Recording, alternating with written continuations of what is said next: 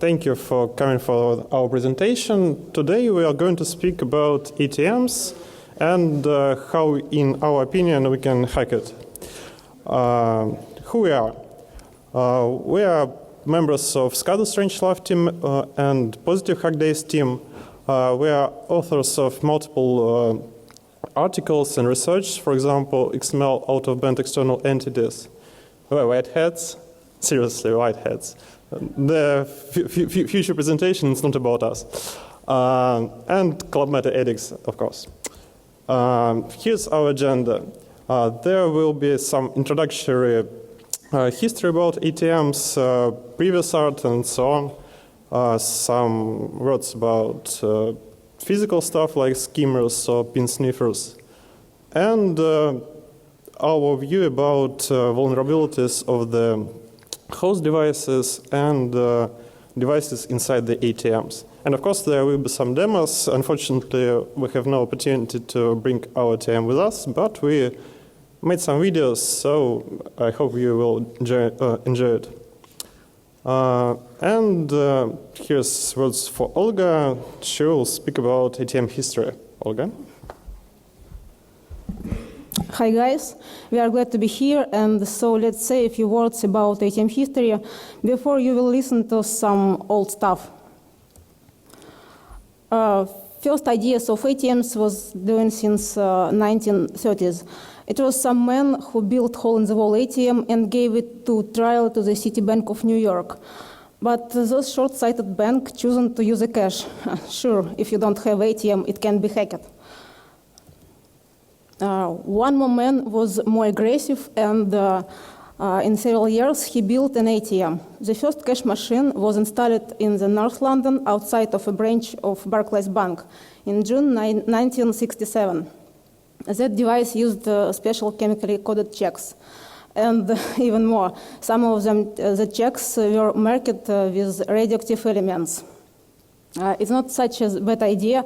How many of you have access to such materials, except bananas with cesium? Oh, no, sorry, no cesium with potassium. I love bananas, just love. Rumor has it only 10 British pounds was available for withdrawal. And what is the ridiculous amount which could be spent to a couple of beer pins at 5 o'clock? After that, another guy designed a cash machine that accepted machine-readable encoded cards and included a numerical keypad to enter PIN code. Then someone developed an online ATM, someone patented something about security case, and it doesn't really matter who invented an ATM. Anyway, it was a great person, and now we thank him. It's more important that today we can use and investigate ATMs. We and some bad guys. I think you know this guy.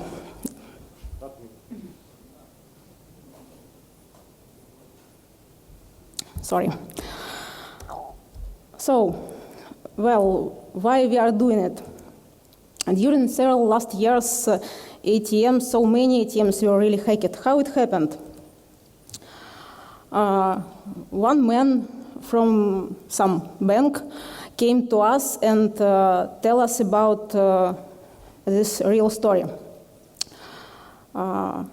When guys who exchange cassettes came to the ATM, he were wondered because bill counters were normally, but all cassettes were empty.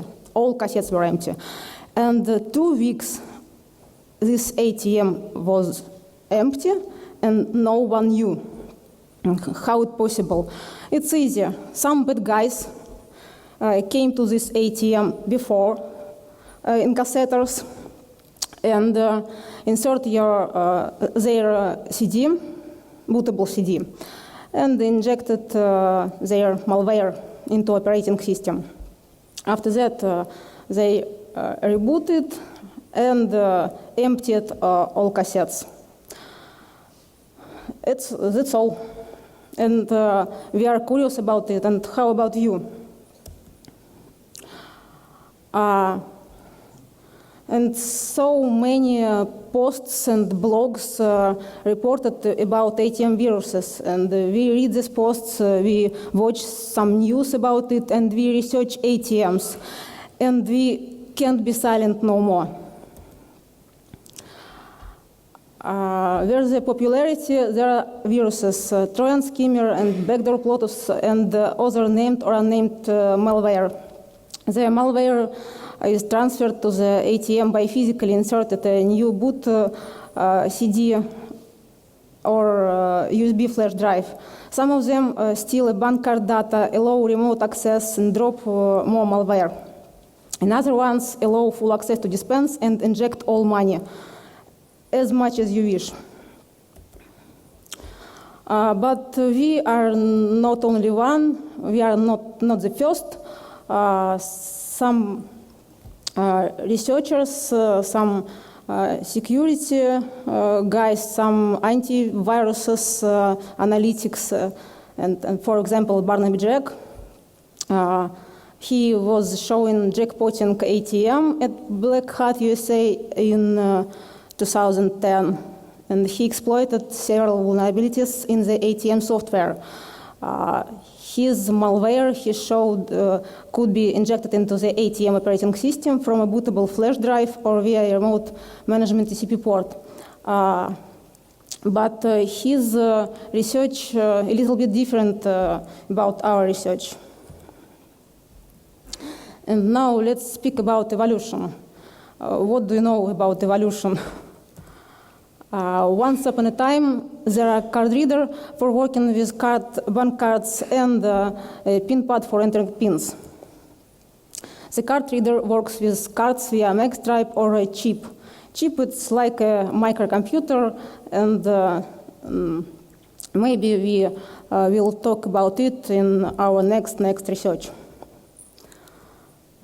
Data contained on the track 2 of the magstripe is enough for transaction.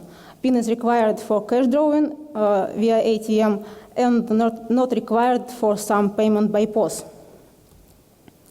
The first part of track 2 is called PAN, or primary account number, and is needed for card not present transaction when you buy something online. Just a second.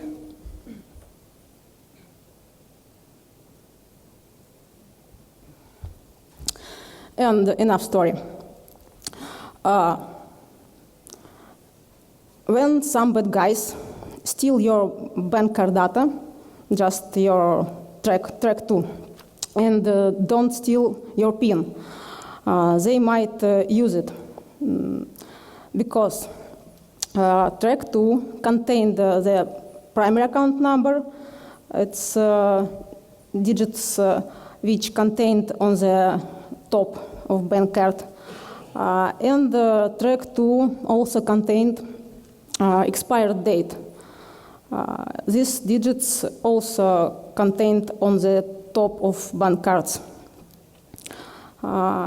Sometimes you might enter some security codes which contained on the back on the bank card, but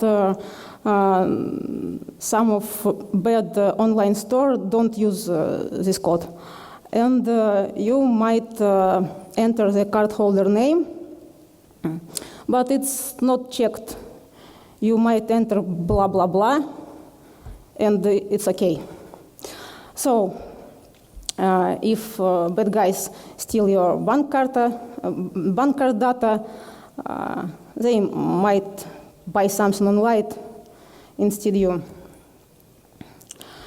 So, of course, fraudsters make and use some special devices for stealing track 2 and PIN. ATM card skimming is a method used by criminals to capture data from the magstripe of a bank card. Fraud device for capturing track 2 data is called skimmer.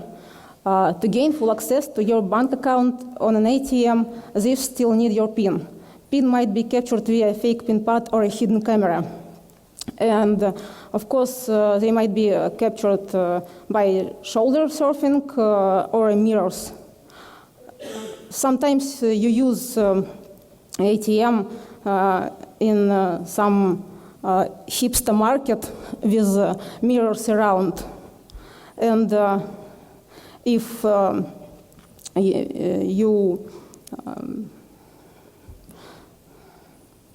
if some mirrors placed near the ATM, it's fail. And sure, sometimes fraudster use some fake pin pads for stealing pin and fake ATMs. Skimmers look like valid card reader slots and are installed directly over the existing card readers. Sure, customers swipe or insert their card through the bogus card reader and the data is captured. This device was really cool, and sometimes bank staff or some service engineer don't find it. A fake pin pad looks like an original one and is installed directly over the existing device too. Customers enter pins via the fake pin pad and it is captured. As can you see, skimmers and fake pin pads are the most popular device to stealing bank card data. Several years ago, ATM developers began developing anti-skimming devices to install into their machines, but some of them were stolen and converted into skimmers. So criminals use 3D printers to make skimmers. They also can buy some part of an ATM and even of entire cash machine online. Indeed, thieves bought these ones and use them as a real ATM. You just insert your card, enter your PIN, and see some errors on the screen about connecting or so on. And that's all. Your money is not yours anymore.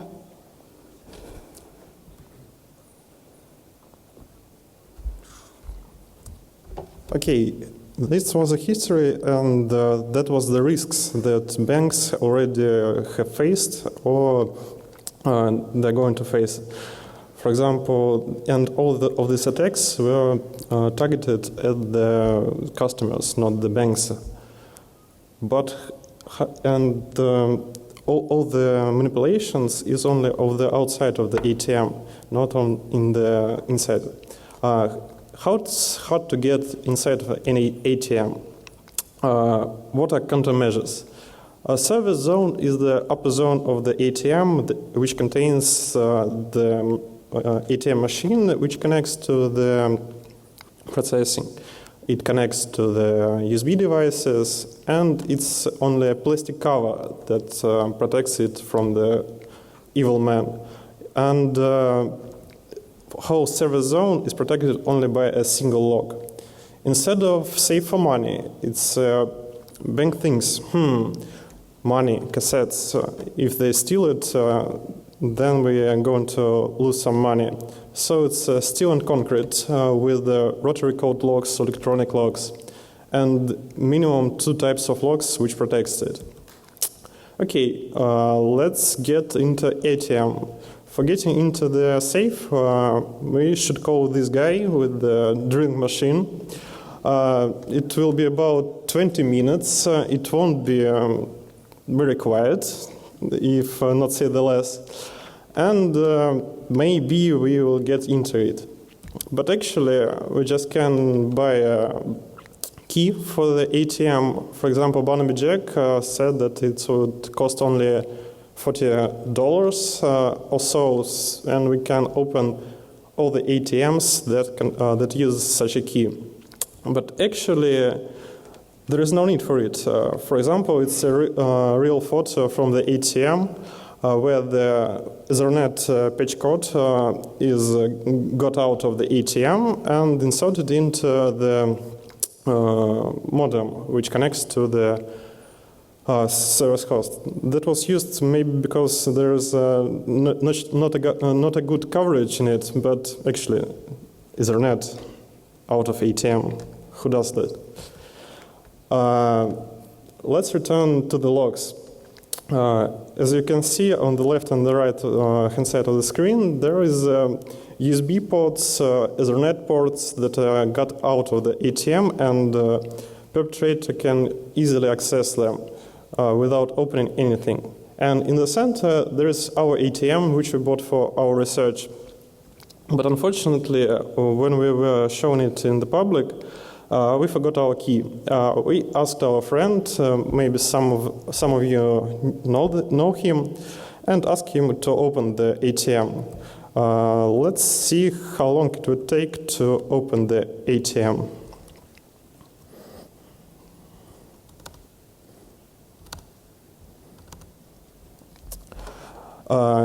He sees this key. Oh, sorry.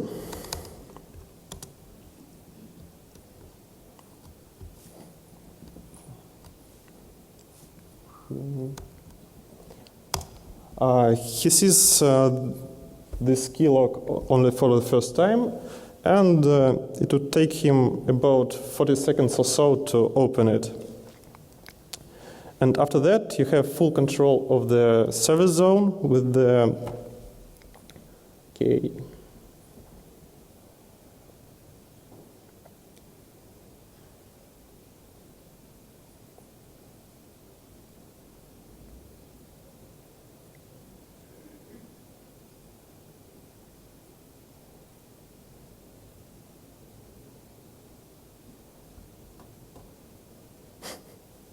Not so easy.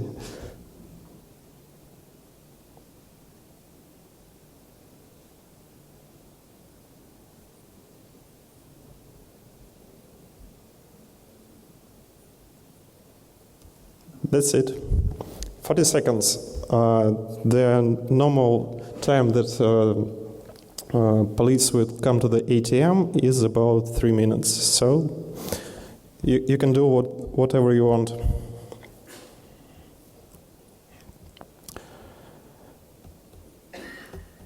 Okay, when we got into the ATM, then we should be prepared for anything to use inside the ATM.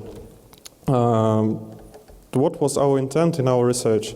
It's minimal price with the device that you can have from any computer store. It should be a small device, so you can leave it in the ATM. And it should be capable of using multiple interfaces.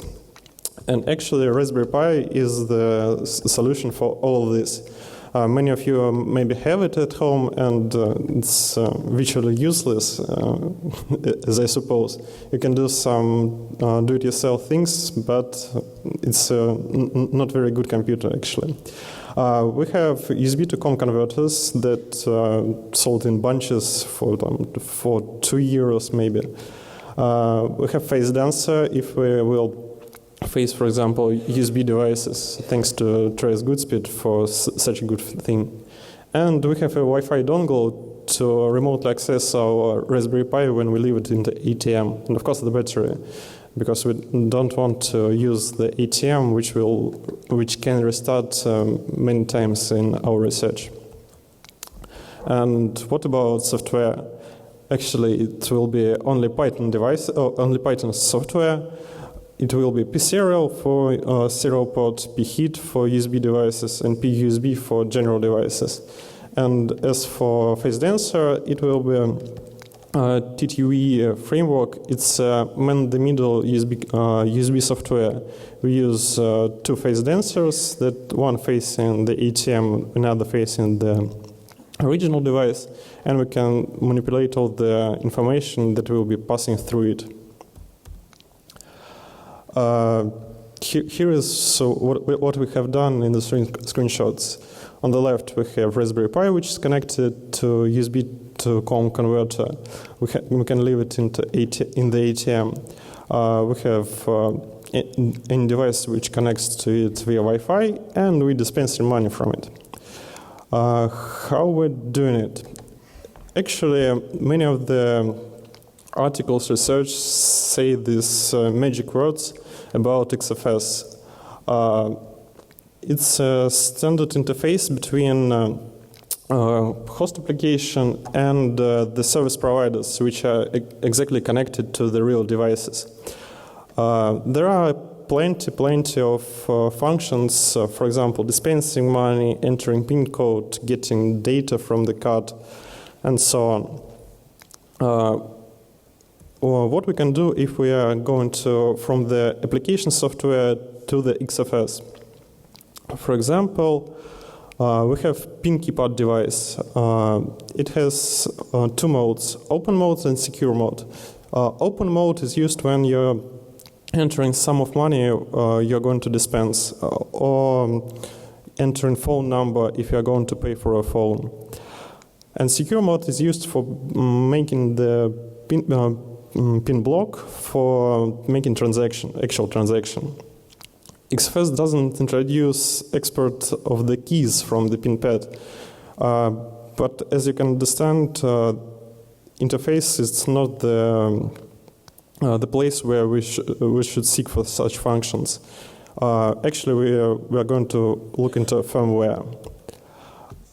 There is identification card device which can read-write data, insert, eject cards, or retain them. And there's an easy hack when you're controlling the IDC. You enter your card into ATM, but it retains it, and you can't access it anymore. Then the attacker returns and takes it from the small box in the ATM that is not protected. It's only protected with the service zone key. And of course, there is MV reader, which accesses chip on the card and making, for example, offline transactions or making digital signatures of data and so on. And of course, there is a cash dispenser device, or CDM. Here's mentioning that it's cash withdrawal without authorization. The whole protocol is based on the fact that it's a trusted environment. Any software, any piece of software can access it and issue a command to any device in it which is connected. There is a cassette and cache control. For example, it's looking for information about current money in the cassettes, or blocks the cassettes in the safe. The first problem with the safe is, of course, the door with the steel and concrete. But the second is, without software authorization, you can't just pull out the cassettes. You should issue a special command. And unfortunately, we haven't seen it, but in XFS, there is defined such a function as opening safe door. It's made for electronic locks. You issue a command, and the safe is opened. Why did they do that? What about authentication for such purposes? How hard to get specification of XFS? And what about exclusive access? Actually, none of it. There is no such a thing as authentication. You load the library with XFS, you issue a command, that's it.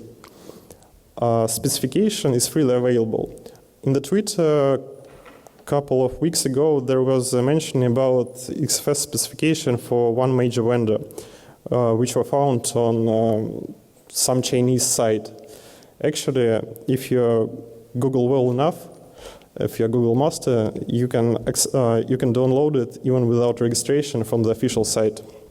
It's not easy because it's hidden inside of many documents, but actually possible. And about exclusive access, software can't block the device from controlling it from the other software. It's only used for original transactions, like in different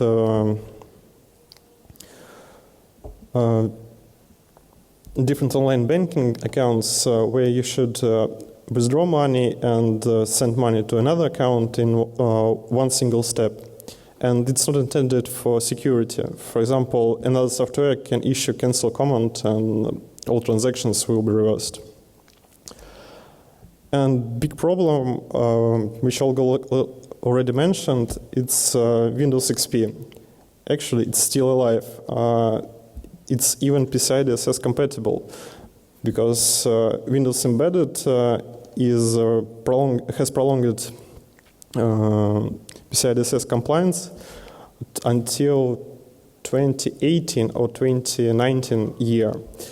And but actually, those who implement the software on the ATM does another thing. They just buy a Windows Professional original license and install the software on the ATM. And even currently used ATMs may be not non-PCI DSS compliant. Long story, so let's see what we can do with our Raspberry Pi and using MSF.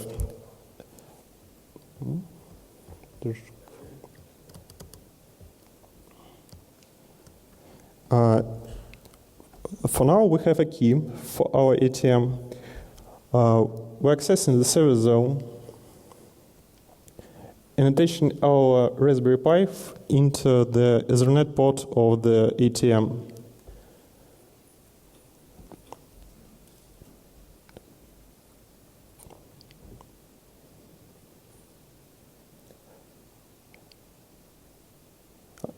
"25 seconds after that, we control the ATM remotely. The service zone is closed, and the hacker leaves the site of the ATM. Now, MSF 101. We're using some exploit, MS08067, executing the interpreter shell, and just uploading our malware software, which will dispense some money from the ATM.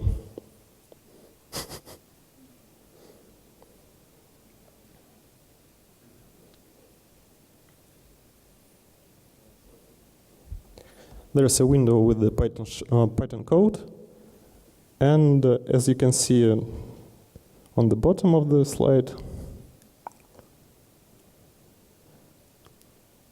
we are taking our money. Easy.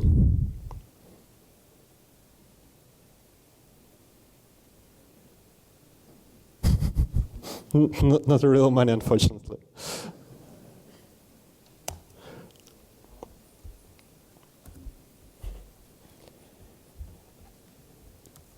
Okay. But that was about host device and the host software. Oh.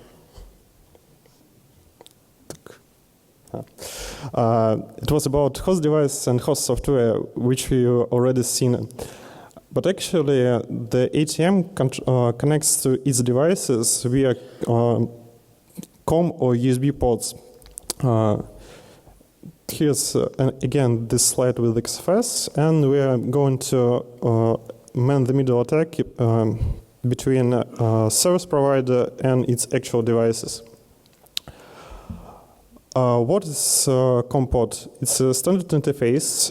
You don't have to have any specific drivers for it, unless you're using USB to COM converters, and it will be a pain in the ass for finding a good driver. There is no authorization, and all the ATM device producers are using their own proprietary protocols, which you can just sniff and replay. What are advantages of using such devices? You have direct device control. You can execute any command inside the current device without any authorization from the host. Antiviruses, execution control preventers, and so on, they're all useless. You can execute undocumented functions like exporting the keys from the pin pad, which are generally impossible. And you can intercept unmasked sensitive information like track2, pin codes, and so on. And you can, of course, produce a hardware sniffer that normal service engineer won't find. What are the difficulties? It's an actual protocol bloat. For example, we have two firmwares for one exact pin pad. all our commands from the one firmware is useless in the another. They changed everything, even bytes, even block sizes and protocol. Because of using comport, there is no actual control of the flow between the devices. You should endlessly polling for information that device you're here, yes, I'm here. And if device disconnects, then ATM restarts, and on the third restart, it will issue a comment, wow, there is a problem with our device. For attacker, it's not a problem, actually. The devices in ATMs are constantly failing, breaking, and so on.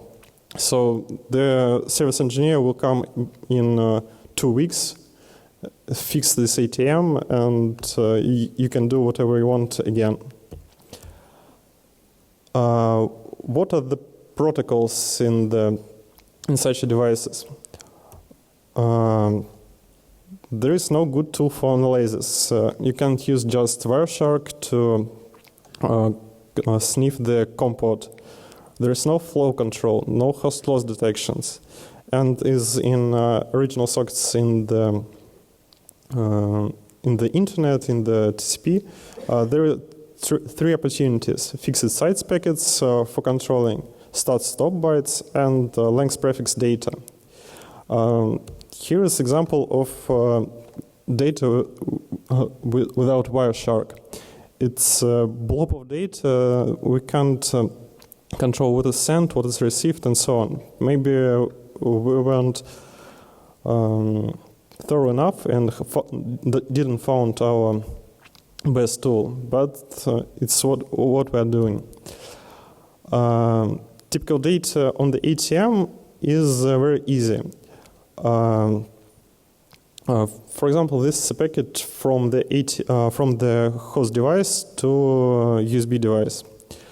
0230 and 1003 is the start-stop sentinels. All data inside of that information is considered payload. First 2 bytes is the operation code and the following data which is used. For example, on this slide, you can see the whole command that will dispense one banknote from the first cassettes of the ATM. And you can issue only it without any polling or any data. And of course, there is a CRC because RS-232 is not reliable protocol. What is the device flow of the card reader? We issue a request to insert the card. When the card is inserted, USB device issues acknowledge to the host. And then we issue in 3 separate commands to reading all the 3 tracks of the card. How we can abuse it? There are no keys and authorization codes in the card device, so we can just sniff all the track data and making our skimmer without any knowledge or without any visible effects from the outside of the ATM, only from the inside. And we can do the reverse thing. We can issue fake insertion commands to the ATM. So without any plastic card, we can make card-to-card transactions or payments if this ATM has such an opportunity. With the PIN, there is another problem. There are 2 modes, normal mode and secure mode, which is used for entering a new cipher key in the PIN pad or issuing a PIN block from it. In normal mode, all the information that you are pressing on the PIN pad is echoed into the COM port. And after all the data inserted, it issues another packet with all the plain text. Actually, we can abuse this thing. For example, we block information about secure entering data in the PIN pad, and all the data that you're entering is normal. Of course, the ATM won't work because the transactions are not without the good PIN block. But actually, the attacker made all that he wants. He already have your PIN and your CAD data from the previous attack. After we gathered the PIN, we can issue a normal secure mode, and all the next transactions will be unmodified. For example, we can use it to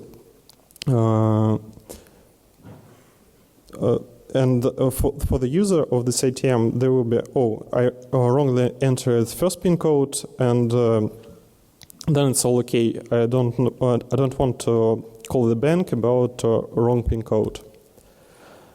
And the most interesting thing is dispenser, of course, because we can just take the money from the ATM and don't attack the users. 3 general commands: restart device, dispense, and open the shutter. That's easy. And another video with Raspberry.Py.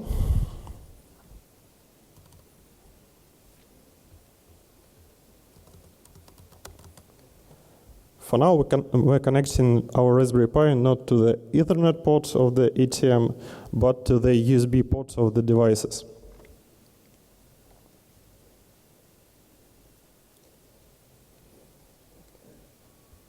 Again, the device is plugged in, and all future attacks can be done remotely.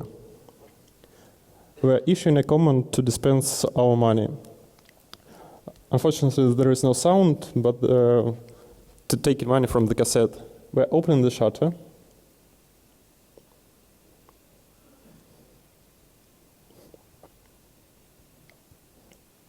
And presenting money for us.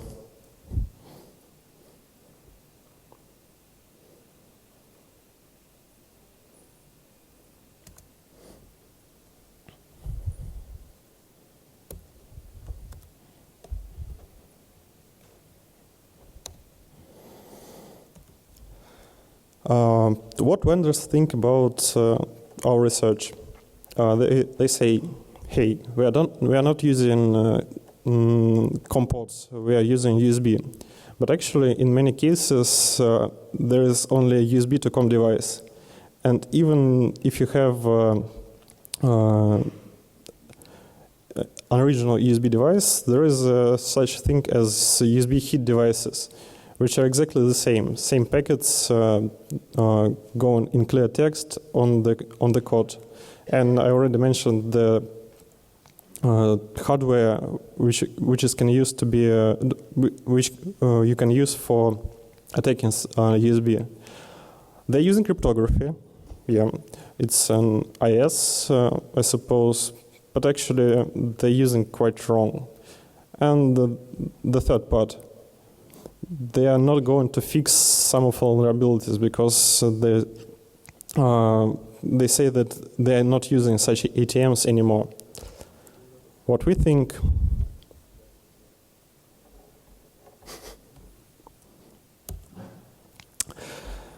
and how exactly to live with all of this. Actually, conclusions from our research. Service zone is important. There is host, there is all the devices, there is no money, but you can use some piece of hardware. Execution prevention software on the host device is virtually useless because if you are not using the patches. And some service engineers even say, oh, I use this software, it will protect my Windows against all the OS patches. Or the vulnerabilities. What we propose to the vendors and to the makers of the devices: implement mutual authentication from the computer and its devices. It's an easy thing to do if you have access to the firmware, and it will protect against attackers. But you should implement authentication in a good way. It's easier to shoot yourself in the leg with the cryptography. Make peer review of XFS. Actually, download it and make a proposal for XFS community. Service zone is as important as a safe. It's not money themselves, but opportunity to get the money. And trust environment is not a thing in ATMs. We're thinking some good guys that helps us with the research. For example, Alexander Tlyapov, who reverse engineered some of the USB hit devices, which we can unfortunately disclose for now. Scarlet Strangelove and other guys. If you have any questions, welcome.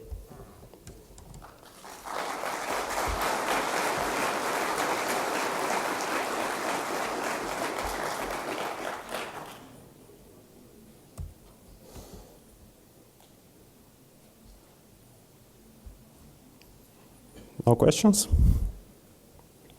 Okay, thank you.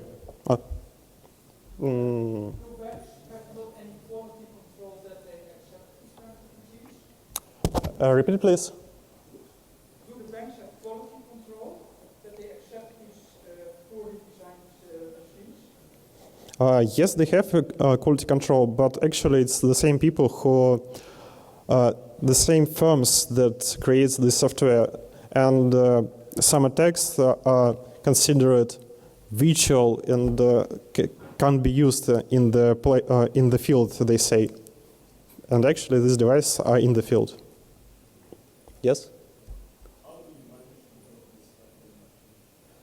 We just bought it.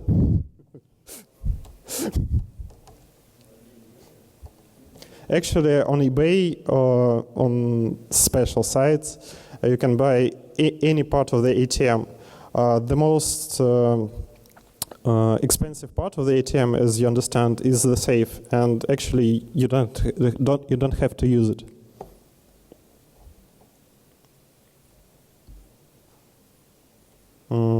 Thank you again. That's it.